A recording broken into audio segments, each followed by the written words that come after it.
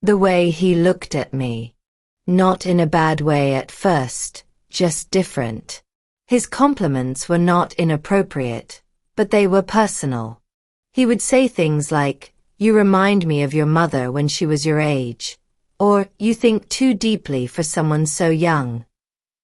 I have learned that the hardest stories to tell are not always the ones filled with tragedy. Sometimes they are the ones that begin with love. When my mother met Ethan, it felt like a new light had entered our home. She had been alone for years. Strong, beautiful, but tired in a way that only loneliness can make a person tired.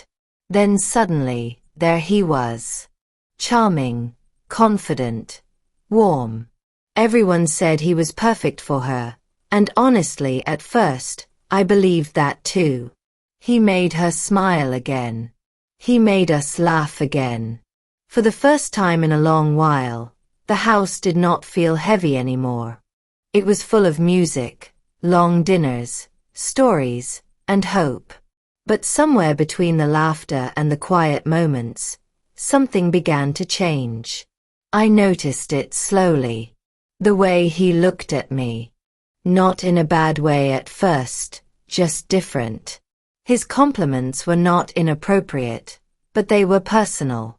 He would say things like, "You remind me of your mother when she was your age," or "You think too deeply for someone so young." And it made me feel seen.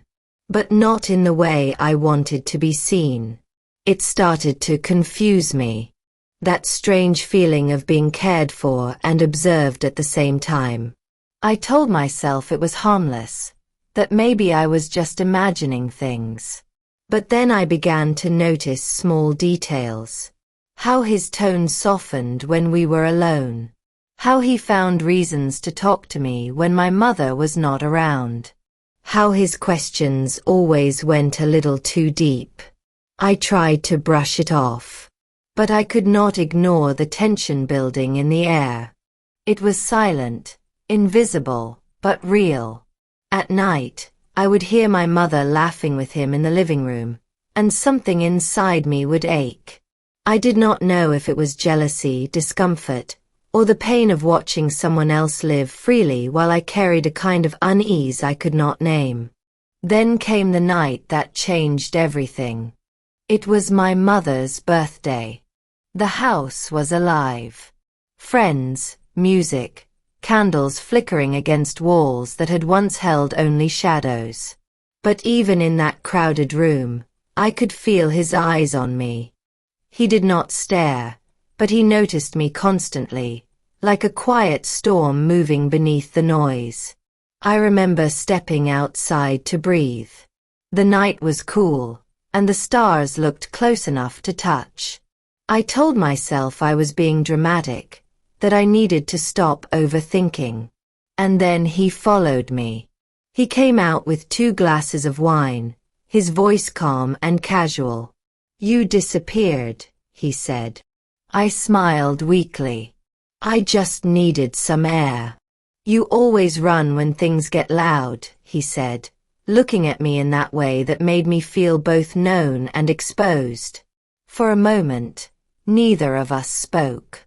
The silence stretched between us, heavy and confusing. Then he smiled faintly and said, "You are too thoughtful for your age. Do not lose that." And just like that, he turned around and went back inside. I stood there frozen, my heart racing and my throat dry. I did not know why I felt so shaken. He had not said anything wrong, had not done anything wrong, yet something inside me broke a little that night. Because for the first time, I realized I did not trust him anymore. And worse, I did not trust myself either. After that night, something inside me shifted. I could not explain it, but the air around Ethan felt heavier. I started to notice things I had ignored before. The way his compliments carried hidden meanings.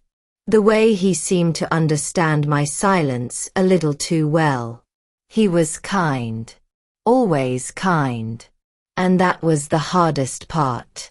Because how do you protect yourself from someone who never raises their voice?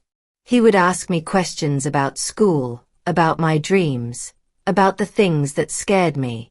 At first, it felt comforting, like someone finally cared enough to listen.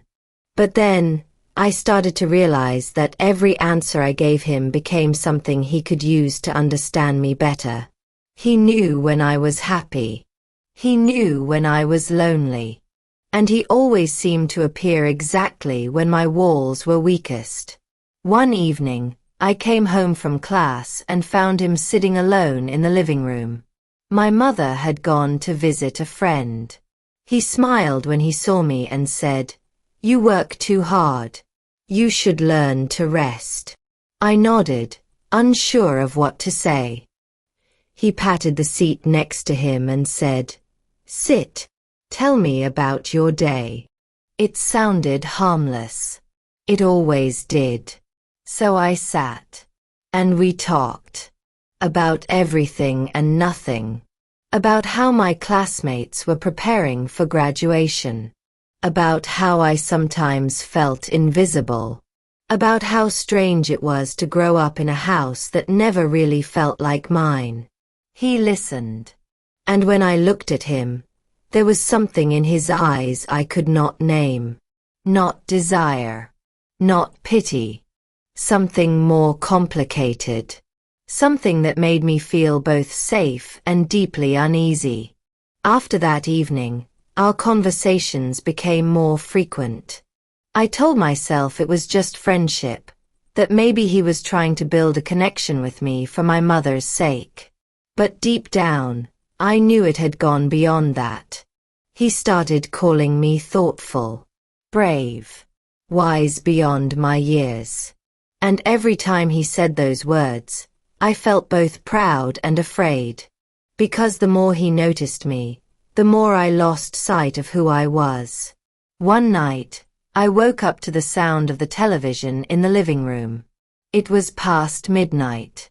I got up, walked quietly down the hall, and found him sitting there in the dim light, watching an old movie. He looked up, smiled gently, and said, "Couldn't sleep either?" I shook my head. "Just restless." "Join me then," he said. So I sat. We watched the movie in silence, but it wasn't really silence. There was an energy between us that felt like static electricity, quiet but alive. At one point, he said softly, "You remind me of someone I used to know. Someone who always carried too much inside." I turned to him and asked, "What happened to her?" He looked at me for a long moment before answering. "She learned to hide it. Until she forgot who she was." I remember feeling a tear slide down my cheek. I didn't even know why I was crying. Maybe because I understood exactly what he meant. That night, after I went back to my room, I couldn't sleep. I kept replaying his words in my head. He had this way of speaking that made even pain sound poetic. And that scared me, because I was beginning to depend on it. Depend on him. Weeks passed, and I noticed that my mother had no idea how close we had become. Or maybe she did not want to see it. She was always busy, always distracted. Sometimes, I caught her looking at me strangely, like she sensed a change but couldn't place it. I wanted to tell her. I wanted to confess everything, even though I wasn't sure what everything meant. But how could I explain something that wasn't wrong yet still felt like a secret? It was like being trapped in a story I didn't remember agreeing to be part of. The truth is, I was starting to lose myself in the spaces between right and wrong. And Ethan knew it. He knew how to walk that invisible line. How to make me feel like I was the one imagining it all. Every time I tried to pull away, he'd find a way to draw me back with a single look, a few kind words, or a reminder that he was always there for me. It became a cycle. A quiet, emotional storm that no one else could see. And I didn't know how to stop it. There comes a point when silence becomes too heavy to carry. Mine came one rainy evening when the air felt too thick to breathe. My mother had gone away for a few days to visit her sister. The house was quiet, the kind of quiet that makes every thought louder. Ethan was working in his study, or so I thought. I made tea, sat by the window, and tried to read, but my mind wouldn't stop running in circles. I kept asking myself when everything had started to feel so wrong. When did I begin to feel like a stranger in my own home? Then I heard his voice behind me. Soft. Calm. You've been avoiding me. I turned around slowly. He was standing in the doorway, hands in his pockets, expression unreadable. I've just been busy, I said, trying to sound normal. He stepped closer. You don't have to lie to me. I looked down at my cup.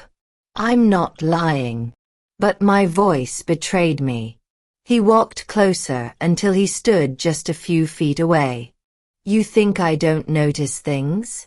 You think I don't see what's going on inside your head? Something inside me snapped. What is going on inside my head, Ethan? I asked. My voice was trembling, but I didn't care anymore. He sighed and said, You are scared of something that doesn't exist. I care about you. That's all. But the way he said it made it sound like a warning, not reassurance.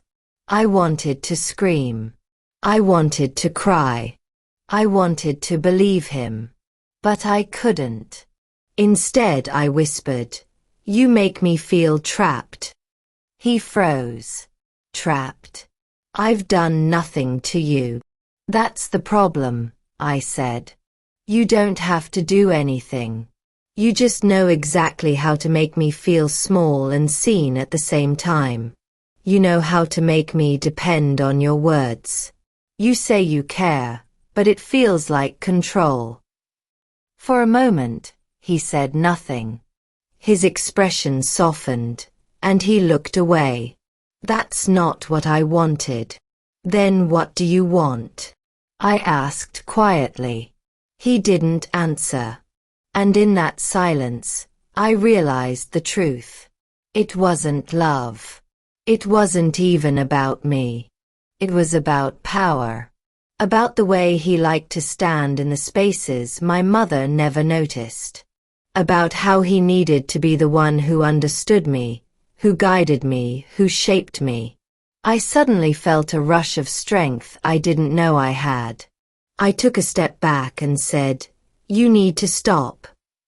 He looked at me, eyes dark and conflicted. You're misunderstanding everything. No, I said firmly. For once I'm not. The words hung in the air between us. For the first time, I wasn't afraid of his calmness. I saw it for what it was, a mask. He turned away, muttered something under his breath, and left the room. The door closed softly behind him. I sat back down, shaking, my tea cold and untouched. My heart was racing, but this time not out of fear, out of release. It was the first night in a long time that I slept peacefully. When my mother returned 2 days later, I didn't tell her everything. Not because I wanted to protect Ethan, but because I needed to protect myself. I needed time to understand what had really happened, how I had let someone walk so quietly into my mind and rearrange the way I saw myself. That was the hardest part to admit. It wasn't about what he did. It was about what I allowed because I was desperate to feel seen. Healing began slowly. It wasn't dramatic. It was quiet. I started spending more time outside the house. I reconnected with friends. I wrote in my journal. I talked to my mother more often, really talked. And one evening, as the sun set through the window, I looked at her and said, "I'm glad you're happy." She smiled and replied, "I'm glad you're finding your happiness too." She didn't know the full story. Maybe she never would. But she saw the peace in my face, and that was enough. Ethan never crossed the line again. He stayed polite, distant, almost uneasy. Maybe he finally understood that I had taken back my power. And that was all I needed. Because sometimes the bravest thing you can do is simply walk away from the person who made you forget who you were. Now, whenever I think back, I don't feel anger anymore. I feel gratitude. For the lesson. For the awakening. For the moment I chose myself. And if you're listening to my story, maybe you've been there too, in a place where someone's attention felt like warmth but turned out to be a shadow. If you have, I want to ask you something. Have you ever mistaken control for care? Think about it. And if my story made you reflect or feel something real, please don't forget to like this video, turn on notifications so you don't miss our daily uploads, share it with someone who enjoys stories like this one, and subscribe for more real stories from Moonlight and Roses.